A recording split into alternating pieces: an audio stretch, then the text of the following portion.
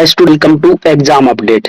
तो यहाँ पे जो भी मैं क्वेश्चन लेके आया हूँ, साथ में आपको ये भी बताने वाला हूँ कि कब कब है जो यहाँ पे एग्जाम में पूछा गया है। जैसे ऊपर का जो क्वेश्चन है वो रेलवे ग्रुप डी 2022 में पूछा गया था, एसएससी सीजीएल टायर 1 में 2017 में पूछा गया था, आरआरबी एनटीपीसी 2021 में और यूपी पीएससी प्री 2019 में।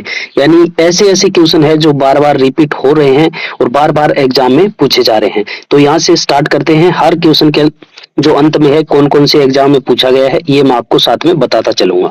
तो ऐसे क्वेश्चन आपको जरूर देख लेने हैं जो बार बार एग्जाम में रिपीट हो रहे हैं। आप भी अगर गवर्नमेंट एग्जाम की प्रिपरेशन कर रहे हो, किसी भी एग्जाम की, क्योंकि जीके आजकल हर एग्जाम में पूछा जाता है। तो सबसे पहले तो डेली सब वीडियो आपको देखने के लिए है जो चैनल को सब्सक्राइब करके बेल आइकन जरूर प्रेस कर देना, और वीडियो अच्छा लगे तो वीडियो को एक लाइक जरूर करना।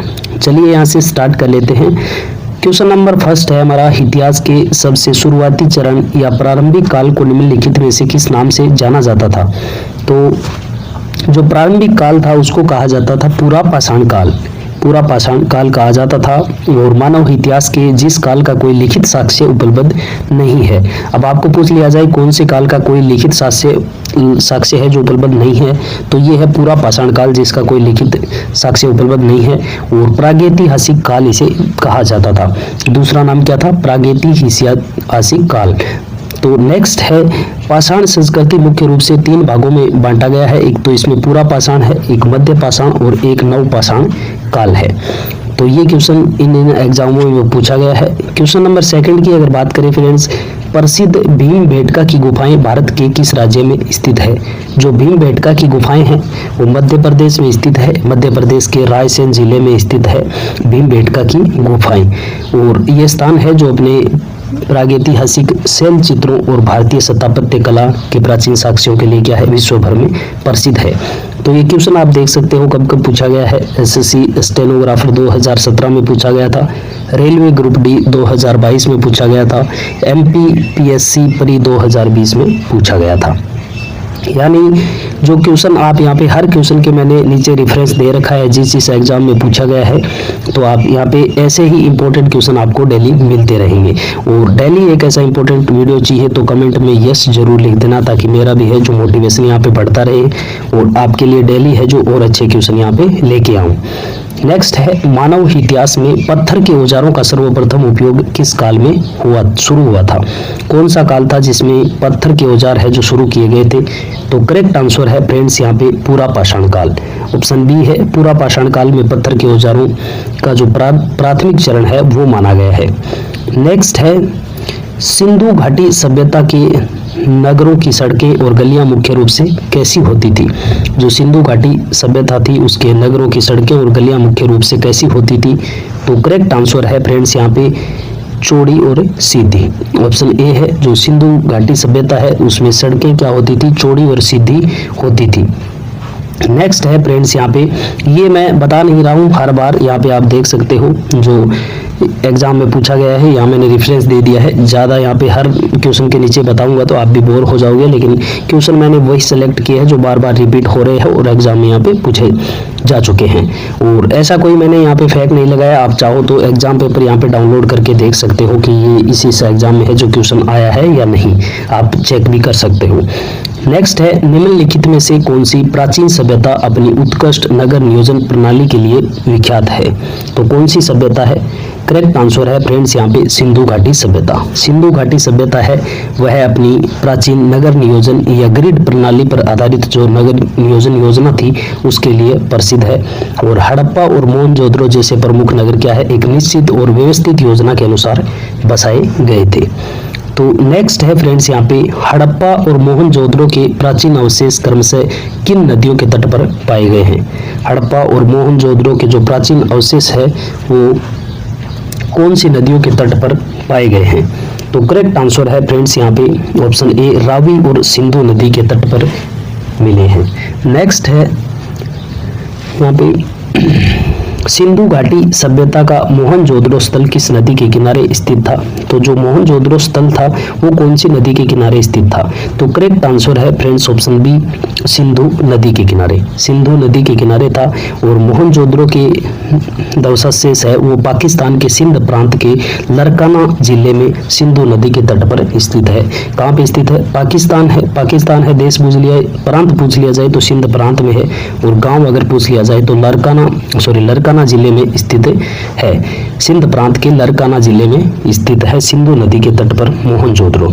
नेक्स्ट है मोहनजोदड़ो का स्थानीय अर्थ क्या होता है? जो सिंधी भाषा में उसका मोहनजोदड़ो का अर्थ क्या होता है? तो करेक्ट आंसर है फ्रेंड्स यहाँ पे मर्तकों का टीला। ऑप्शन सी है, मर्तकों का टीला मोहनजोदड़ो का शाब्दिक अर्थ है। और इसकी खोज अगर पूछ ली जाए सर्वप्रथम 1922 में रखालदास बनर्जी के द्वारा की गई थी। रखालदास बनर्जी के द्वारा है जो की गई थी। रेलवे ग्रुप डी 2018 में भी ये प्रश्न पूछा गया था। नेक्स्ट है हड़प्पा सभ्यता का सबसे बड़ा विशाल भवनीय संरचना कौन सी थी? हड़प्पा सभ्यता का है जो सबसे विशाल भवनीय संरचना है जो कौन सी थी?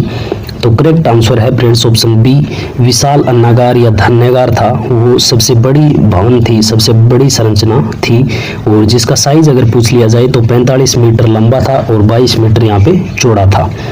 नेक्स्ट है फ्रेंड्स यहाँ पे सिंधु घाटी सभ्यता का प्रसिद्ध बंदरगाह यानी पतन नगर कौन सा था? तो ये तो इजी सा क्वेश्चन है, आप सबको पता होगा, लेकिन कई बार एग्जाम में है जो रिपीट हो चुका है। जो लोथल है वो सिंधु घाटी सभ्यता का बंदरगाह था, और लोथल गुजरात के अहमदाबाद जिले में भोगवा नदी के तट पर है। कौन सी नदी के तट पर है? भोगवा नदी के तट पर स्थित है। और सिंधु सभ्यता का एक प्रमुख बंदरगाह था लोथल, और पक्की ईंटों से ये बना हुआ है, पक्की ईंटों से बना हुआ है। नेक्स्ट है सिंधु घाटी सभ्यता में नर्तकी की प्रसिद्ध कांस्य मूर्ति कहाँ से प्राप्त हुई है? जो डांसिंग गर्ल है सिंधु घाटी सभ्यता में वो कहाँ से प्राप्त हुई है? तो करेक्ट आंसर है फ्रेंड्स मोहनजोदड़ो से, मोहनजोदड़ो से प्राप्त हुई है।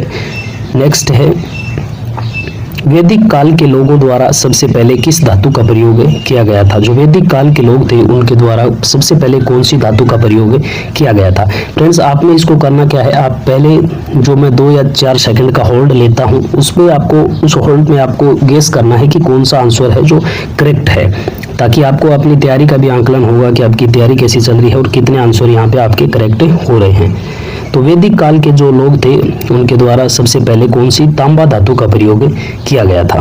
और ऋग्वेद में अयस शब्द का उल्लेख भी मिलता है जिसे विद्वान मुख्यतः तांबे या कांसे से जोड़ते हैं। अयस शब्द का उल्लेख अगर पूछ लिया जाए कहाँ मिलता है तो ऋग्वेद में मिलता है, और जिसे तांबे या कांसे से लोग जोड़ते हैं। नेक्स्ट है वेद शब्द का शाब्दिक अर्थ क्या है? वेद शब्द का शाब्दिक अर्थ है वो क्या है? तो करेक्ट आंसर है फ्रेंड्स ऑप्शन ए, ज्ञान। वेद शब्द का जो शाब्दिक अर्थ है वो ज्ञान है। वेद शब्द संस्कृत की विद धातु से बना हुआ है और जिसका अर्थ होता है जानना या ज्ञान।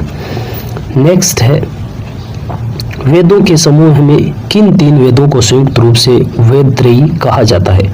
कौन से 3 वेद है जिन्हें संयुक्त रूप से वेद त्रयी कहा जाता है? तो करेक्ट आंसर है फ्रेंड्स यहाँ पे ऑप्शन सी, ऋग्वेद, सामवेद, यजुर्वेद। ऋग्वेद, सामवेद, यजुर्वेद इन तीनों को संयुक्त रूप से वेद त्रयी कहा जाता है। और प्रारंभिक जो 3 वेद थे ऋग्वेद, सामवेद और यजुर्वेद, ये प्रारंभिक तीनों वेदों को कहा जाता है वेद त्रयी, और अथर्ववेद को बाद में इसमें शामिल किया गया था। नेक्स्ट है फ्रेंड्स प्रसिद्ध गायत्री मंत्र का उल्लेख किस वेद में मिलता है? तो इजी सा क्वेश्चन है लेकिन कई बार एग्जाम में है जो रिपीट हो चुका है। जो गायत्री मंत्र है उसका उल्लेख ऋग्वेद में मिलता है, और गायत्री मंत्र अगर पूछ लिया जाए कौन से मंडल में है तो ऋग्वेद के 3रे मंडल में इसका उल्लेख मिलता है, और यह मंत्र है जो सूर्य देव को समर्पित है, और इसके रचयिता है महर्षि विश्वामित्र माने जाते हैं। कौन है? महर्षि विश्वामित्र को इसका रचयिता माना जाता है। और ये आप देख सकते हो SSC stenographer grade C and D 2012 में पूछा गया था, फिर बीपीएससी प्री 2019 में पूछा गया था, आरआरबी जेईई 2019 में पूछा गया था। नेक्स्ट है फ्रेंड्स यहाँ पे बौद्ध धर्म के संस्थापक महात्मा बुद्ध का जन्म स्थान लुम्बिनी वर्तमान में किस देश में स्थित है? जो लुम्बिनी है वो किस देश में स्थित है? तो करेक्ट आंसर है फ्रेंड्स नेपाल। भगवान बुद्ध का जो जन्म है वो 563 ईसा पूर्व कपिल वस्तु के पास लुम्बिनी नामक स्थान पर हुआ था। और वर्तमान में लुम्बिनी कहाँ स्थित है? नेपाल के तराई क्षेत्र में स्थित है, यानी नेपाल देश में स्थित है। नेक्स्ट है, गौतम बुद्ध ने अपना प्रथम उपदेश जो धर्म चक्र परिवर्तन जिसे कहा जाता है वो किस स्थान पर दिया था? जो धर्म चक्र परिवर्तन है वो किस स्थान पर दिया था? तो करेक्ट आंसर है ऑप्शन बी, सारनाथ। सारनाथ में दिया था। नेक्स्ट है यहाँ पे, ज्ञान प्राप्ति के पश्चात गौतम बुद्ध ने है जो वाराणसी के निकट सारनाथ में अपना 5 साधक साधियों को पहला उपदेश दिया था। और बौद्ध ग्रंथों में इस घटना को क्या कहा जाता है? धर्म चक्र परिवर्तन कहा जाता है। नेक्स्ट है, जैन धर्म के 24वें व अंतिम तीर्थकार कौन थे? तो इजी सा क्वेश्चन है, आपको पता होगा। महावीर स्वामी थे जैन धर्म के अंतिम और 24वें तीर्थकार थे। और उन्होंने जैन धर्म के सिद्धांतों का व्यापक प्रचार प्रसार किया था और इसमें ब्रह्मचर्य का 5वां व्रत जोड़ा था। ब्रह्मचर्य का जो 5वां व्रत है वो भी इन्होंने जोड़ा था। नेक्स्ट है, बुद्ध के जीवन की किस महत्वपूर्ण घटना को महापरिनिर्वाण कहा जाता है? महापरिनिर्वाण कहा जाता है बुद्ध के जीवन की कौन सी घटना को कहा जाता है? तो ये कहा जाता है मृत्यु या शरीर त्यागने की जो घटना है उसको कहा जाता है महापरिनिर्वाण। नेक्स्ट है, और गौतम बुद्ध का अगर निधन पूछ लिया जाए कहाँ हुआ था? तो ये हुआ था कुशीनगर उत्तर प्रदेश में इनका निधन हुआ था। नेक्स्ट है, जैन धर्म के 23वें तीर्थकार कौन थे? 24वां सबको याद है, लेकिन 23वां जो तीर्थकार था वो कौन थे? 23वें तीर्थकार कौन थे? तो करेक्ट आंसर है फ्रेंड्स यहाँ पे पार्श्वनाथ। जैन धर्म के जो 23वें तीर्थकार थे वो थे पार्श्वनाथ। और काशी के राजा अश्वसेन के पुत्र थे। काशी के राजा अश्वसेन के पुत्र थे और इन्होंने 4 महाव्रतों अहिंसा, सत्य, असत्य और अपरिग्रह का प्रतिपादन किया था। ये 4 व्रत भी आपको याद रखने हैं। और फ्रेंड्स, वीडियो को अगर अभी तक लाइक नहीं किया है तो लाइक यहाँ पे जरूर कर देना और कमेंट में यस जरूर लिख देना। अगर डेली एक वीडियो आप देखते हो तो आप अगर एक हैबिट क्रिएट करते हो डेली एक वीडियो देखने की, तो आपके जीके की क्वेश्चन में गारंटी लेता हूँ कोई गलत नहीं होगा। तो क्वेश्चन है अपना नेक्स्ट, त्रिपिटक किस धर्म के पवित्र और प्रमुख धार्मिक ग्रंथ है? तो त्रिपिटक है ये है बौद्ध धर्म के प्रमुख धार्मिक ग्रंथ है। और त्रिपिटक में एक विनय पिटक है, एक सुत्त पिटक है और एक अभिधम पिटक है। ये बौद्ध धर्म के सबसे महत्वपूर्ण ग्रंथ माने जाते हैं। और पूछ लिया जाए कौन सी भाषा में रचित है जो त्रिपिटक है? ये पाली भाषा में रचित है और इनमें महात्मा बुद्ध के उपदेशों का संग्रह मिलता है। नेक्स्ट है, बौद्ध संघ में शामिल होने के लिए बौद्ध धर्म में प्रवेश करने की न्यूनतम आयु कितनी निर्धारित की गई थी? बौद्ध संघ में शामिल होने के लिए जो बौद्ध धर्म के द्वारा प्रवेश करने के लिए न्यूनतम आयु निर्धारित की गई थी वो कितनी थी? तो करेक्ट आंसर है फ्रेंड्स यहाँ पे 15 वर्ष, 15 वर्ष निर्धारित की गई थी। और बौद्ध धर्म में बौद्ध संघ में प्रवेश करने की प्रक्रिया को क्या कहा जाता था? उपसंपदा कहा जाता था। और संघ का ये नियम था कि 15 वर्ष से जो कम आयु का कोई भी व्यक्ति माता पिता की अनुमति के बिना संघ में प्रवेश नहीं कर सकता है। नेक्स्ट है यहाँ पे, ऋग्वेद काल में गाय की खोज और युद्ध के लिए किस शब्द का प्रयोग किया जाता था? गाय की खोज और युद्ध के लिए है जो कौन सा शब्द प्रयोग किया जाता था ऋग्वेदिक काल में? तो करेक्ट आंसर है गविष्टि। गविष्टि। ऋग्वेद समाज में गाय है जो सबसे प्रमुख संपत्ति मानी जाती थी और गायों को प्राप्त करने या उनके लिए लड़ा जाने वाला युद्ध क्या कहलाता था? गविष्टि कहलाता था। नेक्स्ट है फ्रेंड्स यहाँ पे, प्राचीन वैदिक युग में राजा द्वारा अपनी प्रजा से वसूले जाने वाले कर या टैक्स को क्या कहा जाता था? तो वैदिक काल में कर या टैक्स को क्या कहा जाता था? करेक्ट आंसर है बलि। नेक्स्ट है फ्रेंड्स, और बलि को जो एकत्रित करने वाला अधिकारी था उसको वैदिक काल में क्या कहा जाता था? भागदूत। भागदूत कहा जाता था। नेक्स्ट है, निम्नलिखित में से कौन सी सभा ऋग्वेदिक काल में आम जनता या जनसाधारण की प्रतिनिधि सभा थी? कौन सी सभा थी जो ऋग्वेदिक काल में आम जनता या जनसाधारण की प्रतिनिधि सभा थी? तो ये थी समिति। समिति करेक्ट आंसर है ऑप्शन बी। नेक्स्ट है, प्रथम बौद्ध संगीति यानी सभा का आयोजन किस शासक के शासनकाल में शुरू हुआ था? जो प्रथम बौद्ध संगीति थी वो कौन से शासक के शासनकाल में शुरू हुई थी? तो करेक्ट आंसर है अजात शत्रु। और प्रथम बौद्ध संगीति का आयोजन है वो 483 ईसा पूर्व राजगिरह की सप्तपर्णी गुफा में हर्यक वंश के राजा अजात शत्रु के शासनकाल में हुआ था। अब एक क्वेश्चन से यहाँ पे आप देख सकते हो कितने क्वेश्चन बन रहे हैं। आपको ये भी पूछा जा सकता है कि बौद्ध संगीति है जो प्रथम वो कब हुई थी? 483 ईसा पूर्व। कहाँ हुई थी? तो ये हुई थी राजगृह की जो सप्तपर्णी गुफा है उसमें हुई थी। किस शासन काल के समय? तो ये हुई थी हर्यक वंश के समय, और अजात शत्रु उस टाइम क्या था? राजा था। और इसकी जो अध्यक्षता थी प्रथम बौद्ध समिति की, इसकी संगीति की, इसकी अध्यक्षता की थी महाकश्यप ने। नेक्स्ट है तृतीय बौद्ध संगीति का आयोजन किस प्रसिद्ध मौर्य शासक के संरक्षण में पाटलिपुत्र में हुआ था?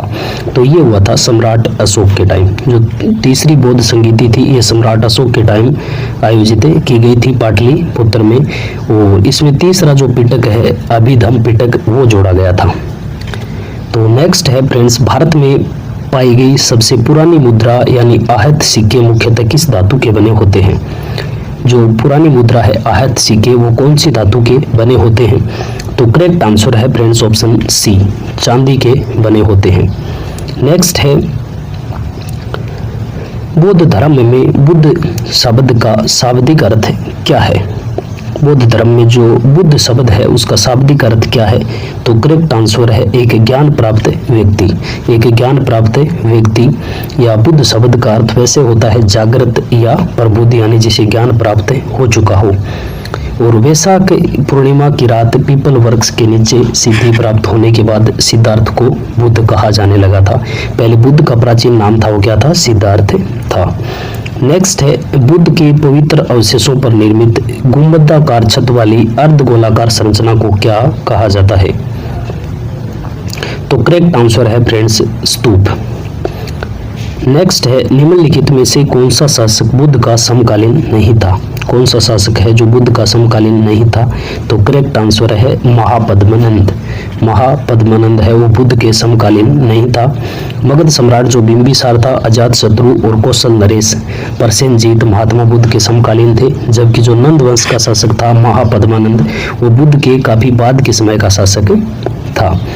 तो नेक्स्ट है बौद्ध धर्म में प्रार्थना स्थल या पूजा गृह को क्या कहा जाता है? बौद्ध धर्म में प्रार्थना स्थल या पूजा गृह को क्या कहा जाता है? तो करेक्ट आंसर है चैत्य। करेक्ट आंसर है ऑप्शन बी, चैत्य कहा जाता है। नेक्स्ट है जैन धर्म के प्रथम तीर्थकार कौन थे? जैन धर्म के जो प्रथम तीर्थकार थे वो कौन थे? तो ये थे ऋषभदेव या आदिनाथ। ऋषभदेव या आदिनाथ जिन्हें कहा जाता है जैन धर्म के संस्थापक और पहले तीर्थकार थे। नेक्स्ट है महावीर स्वामी का जन्म किस क्षेत्रीय राजकुल या वंश में हुआ था? तो महावीर स्वामी का जन्म है वो हुआ था ज्ञातर्क वंश में।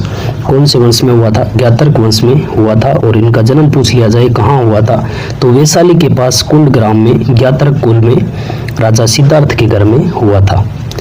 जबकि महात्मा बुद्ध थे वो क्या थे? शाक्य कुल से संबंधित थे, और जो महावीर स्वामी है वो ज्ञातर्क कुल से या ज्ञातर्क वंश से संबंधित थे। नेक्स्ट है, अब आप ये मत सोचना कि जो हार्ड एग्जाम है उनमें ही पूछे जाते हैं। यहाँ पे रेलवे ग्रुप डी में भी बहुत बार है, जो बहुत सारे क्वेश्चन यहाँ पे आपने देखा होगा।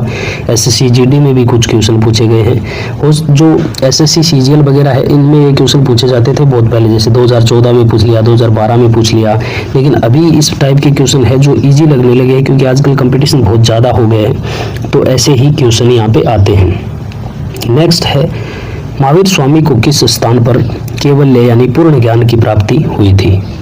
महावीर स्वामी को पूर्ण ज्ञान की प्राप्ति है वो कहाँ हुई थी? तो करेक्ट आंसर है झुम्बिक गांव, जो रिजुपालिका नदी के तट पर स्थित है। झुम्बिक गांव जो रिजुपालिका नदी के तट पर स्थित है, वहाँ पे महावीर स्वामी को पूर्ण ज्ञान की प्राप्ति हुई थी। नेक्स्ट है फ्रेंड्स, यहाँ पे 12 वर्षों की जो कठोर तपस्या के बाद 42 वर्ष की आयु में वर्धमान महावीर स्वामी को ज्ञान की प्राप्ति हुई थी झुम्बिक गाँव में।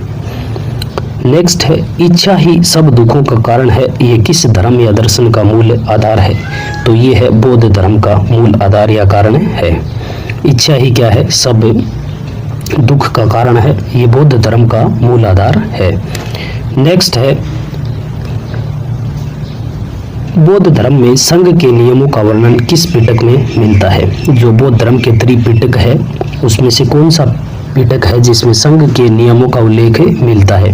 तो करेक्ट आंसर है विनय पिटक, विनय पिटक में मिलता है। नेक्स्ट है जैन शब्द किस मूल शब्द से बना है जिसका अर्थ विजेता होता है। तो जो जैन शब्द है वो मूलतः जिन शब्द से बना हुआ है। करेक्ट आंसर है यहाँ पे जिन शब्द। नेक्स्ट है गौतम बुद्ध के ग्रह त्याग की घटना को बौद्ध साहित्य में किस नाम से जाना जाता है।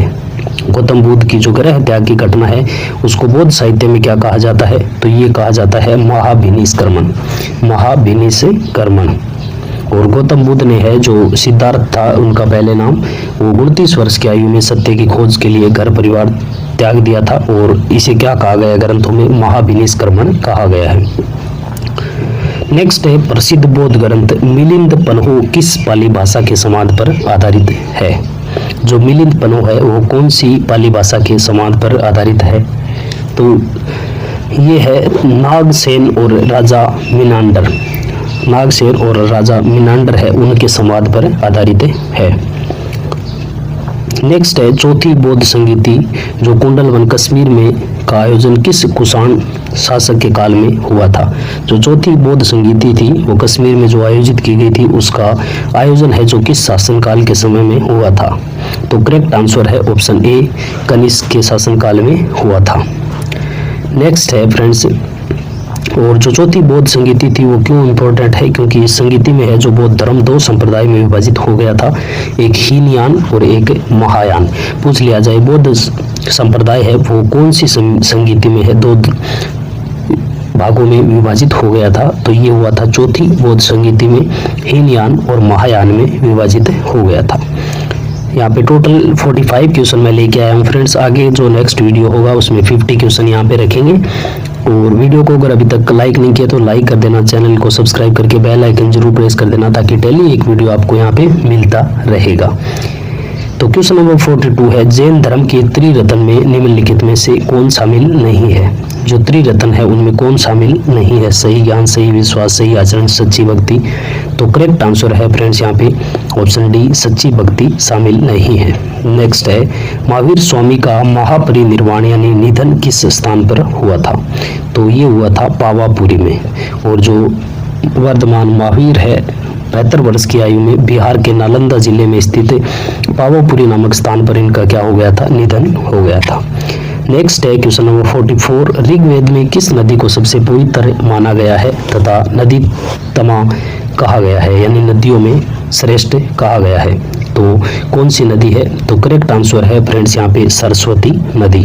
सरस्वती नदी को है जो ऋग्वेद काल में अत्यंत महत्वपूर्ण पवित्र माना गया है और इसे नदी तमा की उपाधि दी गई है। हालांकि ऋग्वेद में अगर पूछ लिया जाए सबसे अधिक बार कौन सी नदी का उल्लेख है तो ये सिंधु नदी का उल्लेख है। नेक्स्ट है फ्रेंड्स यहाँ पे क्वेश्चन नंबर 45 है आज का लास्ट क्वेश्चन। यहाँ पे अष्टांगिक मार्ग का प्रतिपादन किस महापुरुष द्वारा किया गया था। जो अष्टांगिक मार्ग है उसका प्रतिपादन किसने किया था। तो इसका जो करेक्ट आंसर है वो आपको कमेंट बॉक्स में कमेंट करना है कि इसका आंसर क्या है। इसका आंसर मैं बताऊंगा नेक्स्ट जो वीडियो आएगा नेक्स्ट डे, उसमें पिछले डे का लास्ट जो क्वेश्चन होगा उसका हम आंसर देखेंगे। तो आई होप आपको वीडियो अच्छा लगा होगा। अच्छा लगा है तो वीडियो को एक लाइक और कमेंट में यस जरूर टाइप कर देना ताकि डेली एक वीडियो आपको ऐसा मिलता रहेगा। और यहाँ पे अगर एक हैबिट आप बना लेते हो डेली एक वीडियो देखने की तो जीके के क्वेश्चन आपके यहाँ पे गलत नहीं होंगे।